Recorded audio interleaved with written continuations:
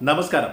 ഇത് വെറുമൊരു വികസന വാർത്തയല്ല, മറിച്ച് ജനകീയ വിഭവങ്ങൾ പച്ചയ്ക്ക് പണയം വയ്ക്കുന്ന ഒരു സർക്കാരിൻ്റെ മുഖംമൂടി അഴിച്ചു മാറ്റുന്ന സത്യങ്ങളാണ്.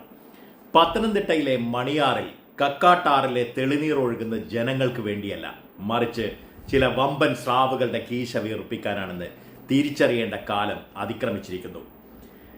പവർ കട്ടില്ലാത്ത 10 വർഷങ്ങൾ എന്ന ടാഗ് ലൈനോട് കൂടിയിട്ട് പരസ്യം ചെയ്യുന്ന PR ചെയ്യുന്ന ഗവൺമെന്റ് 30 വർഷം മുൻപ് ഒപ്പിട്ട കാലാവധി കഴിഞ്ഞിട്ടും മണിയാർ ജലവൈദ്യുത പദ്ധതി ജനങ്ങൾക്ക് വിട്ടുകൊടുക്കാതെ വീണ്ടും 25 വർഷത്തേക്ക് കൂടി ഒരു സ്വകാര്യ കമ്പനിക്ക് തീരെഴുതി കൊടുക്കാൻ പിണറായി സർക്കാർ തയ്യാറെടുക്കുമ്പോൾ ഇതിനെ അഴിമതി എന്നല്ലാതെ മറ്റെന്താണ് വിളിക്കേണ്ടത്?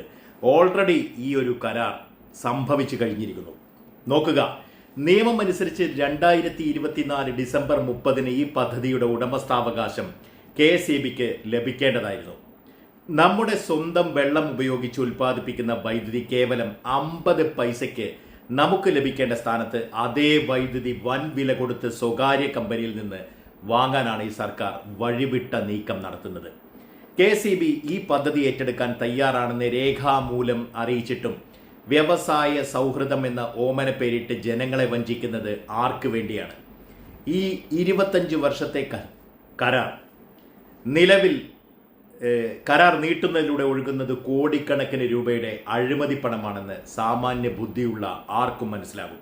ഇത് വെറുമൊരു ഭരണപരമായ തീരുമാനമല്ല, മറിച്ച് വരും തലമുറയുടെ അവകാശത്തിന്മേൽ നടത്തുന്ന പരസ്യമായ കൊള്ളയാണ്. ഇതുപോലെ എത്ര കൊള്ളകൾ! ഇത് മണിയാറിൽ മാത്രം ഒതുങ്ങുന്ന ഒന്നല്ല എന്ന് ഉറപ്പിച്ചു പറയാനാവും. പിൻവാതിൽ നിയമനങ്ങൾ മുതൽ വൻകിട പദ്ധതികളിലെ കമ്മീഷൻ ഇടപാടുകൾ വരെ ഈ സർക്കാർ ജനങ്ങളെ വിഡ്ഢികളാക്കിക്കൊണ്ടിരിക്കുകയാണ്. ജനങ്ങളുടെ നികുതിപ്പണം കൊണ്ട് ആർഭാടം കാണിക്കുകയും പ്രകൃതി വിഭവങ്ങൾ കോർപ്പറേറ്റുകൾക്ക് കാഴ്ചവെക്കുകയും ചെയ്യുന്ന ഈ രീതി ഇനി അനുവദിക്കാനാവില്ല. തെരഞ്ഞെടുപ്പ് അടുക്കുമ്പോൾ വികസനത്തിന്റെ തിളക്കം കാട്ടി വോട്ട് പിടിക്കാൻ ഇറങ്ങുന്നവർക്ക് മണിയാറിലെ ഈ ചതിക്ക് മറുപടി പറയേണ്ടി വരും. അങ്ങനെ എല്ലാ കാലത്തും എല്ലാം മൂടി വെക്കാൻ നിങ്ങൾക്കാവില്ല. പെയിന്റ് അടിച്ച് മുന്നോട്ട് പോകാനും നിങ്ങൾക്കാവില്ല. അധികാരം എന്നത് ജനങ്ങളെ സേവിക്കാനല്ല, മറിച്ച് പാർട്ടിക്കാരെയും വേണ്ടപ്പെട്ടവരെയും ഊട്ടാനാണെന്ന ധാർഷ്ട്യം വെച്ച് പൊറപ്പിക്കാൻ കഴിയില്ല. ഓരോ ഫയലിലും ഓരോ ജീവിതമുണ്ടെന്ന് പറഞ്ഞവർ ഇന്ന് ഓരോ കരാറിലും ഓരോ കോഴയുണ്ടെന്ന അവസ്ഥയിലേക്ക് നാടിനെ എത്തിച്ചിരിക്കുകയാണ്. പ്രിയപ്പെട്ടവരെ, ഇത് അവസാനത്തെ പോരാട്ടമൊന്നുമല്ല, ഇതൊരു തുടക്കം മാത്രമാണ്. ജനങ്ങളുടെ താല്പര്യങ്ങളെ ബലി കഴിക്കുന്ന സർക്കാരിൻ്റെ ഓരോ വീഴ്ചയും ഓരോ അഴിമതിയും തെളിവ് സഹിതം ഇനിയും ഞാൻ നിങ്ങളുടെ മുന്നിലേക്ക് എത്തിക്കും. മണിയാർ പ്ലാന്റ് KSEB ഏറ്റെടുക്കും വരെ, നമ്മുടെ പണം കൊള്ളയടിക്കുന്നത് അവസാനിപ്പിക്കും വരെ ഈ ശബ്ദം അടങ്ങില്ല. നമ്മുടെ നാടിൻ്റെ സ്വത്ത് സംരക്ഷിക്കാൻ, ഈ കൊള്ളയ്ക്കെതിരെ പ്രതികരിക്കാൻ നിങ്ങൾ തയ്യാറാണോ?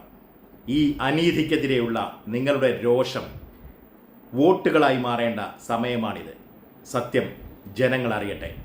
വരും ദിവസങ്ങളിൽ കൂടുതൽ ഞെട്ടിക്കുന്ന വിവരങ്ങളുമായി ഞാൻ വീണ്ടും എത്തും. നന്ദി, നമസ്കാരം.